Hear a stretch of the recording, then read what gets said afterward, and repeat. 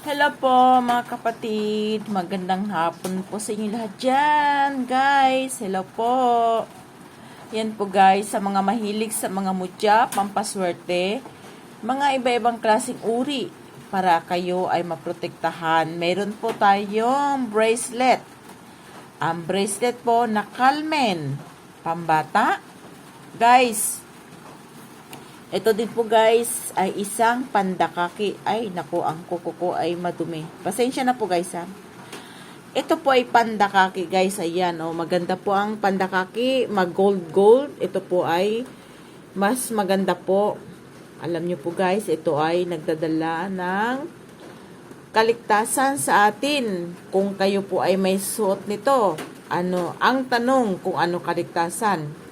Ito po mga kapatid ay pang-iwas po to sa mga masasamang elemento. Tulad na lang po, pangontra din po yan sa mga mangkukulam at aswang.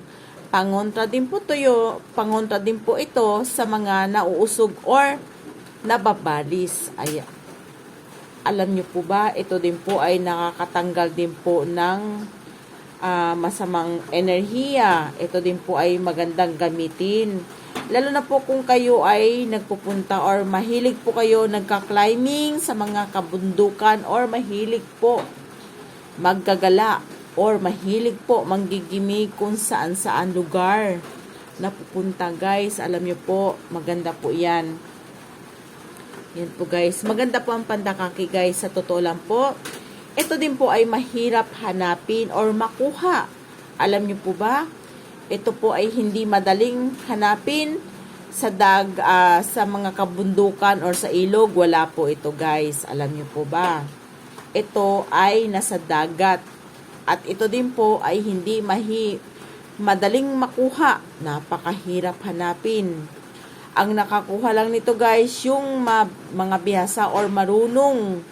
At ito din po, pinakailalim ng dagat. Sinisisid pa yan sa ilalim guys. Kaya ito ay pinakamabisa at protection po sa atin.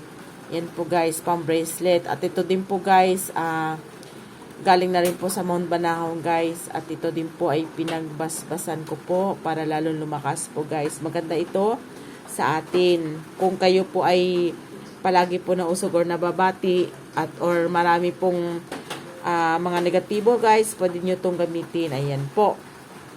Yan namang mga pula. Alam nyo mga kapatid, dati po ang ating mga sanggol ay walang ganito. Ang nilalagay lang sa noo yung telang puti at dinidikit sa noo ng bata para ito ay hindi mausog or matatanggal ang kanyang sinok. Pero ito naman po guys, pinakamaganda na to para hindi mababati ang mga chikiting or lalo na mga sanggol. Alam niyo naman po ang mga sanggol or mga bata, madaling kapitan ng mga yung nababati po ba. Ayan guys, walang kamuwang mga bata, sila pala ay nababati.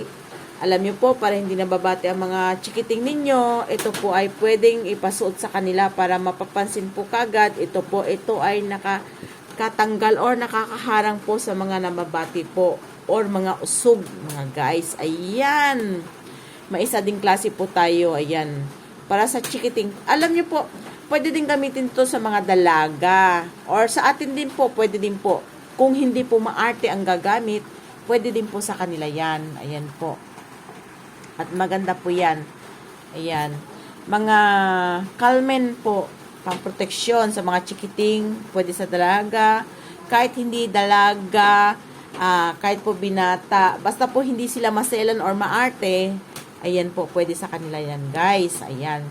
PM na lang po sa Messenger, Missy Jane Alberto po guys. Ayan. Missy Jane, Mary Jane Alberto na, pasensya naman po. Mary Jane Alberto na po ang aking Messenger or FB. Pinalitan ko na po. Alisin na natin ang Missy Mary Jane Alberto. Ayan po. Pinalitan na natin ang aking profile na name. Okay po. Mary Jane Alberto at hindi po mahirap hanapin. Pasensya na po sa aking pagsasalita, parang nabubulol-bulol. Mega shoutout sa napadaan sa aking munting channel at tumatangkilik po at Paki-like and subscribe naman po. Paki-share my videos. Please! Guys, utang na loob ko sa inyo po yan guys. Lahat. Kapag na-share at na-like. At pindutin nyo po ang notification bell para always po kayo updated po guys. Tuloy-tuloy po rin tayo sa ating mga pampaswerte. Yan po. God bless all. Kung nasaan man po kayo ngayon, palagi mag-ingat at magdasal para ingatan po kayo, tayo ng poong may kapal. God bless all.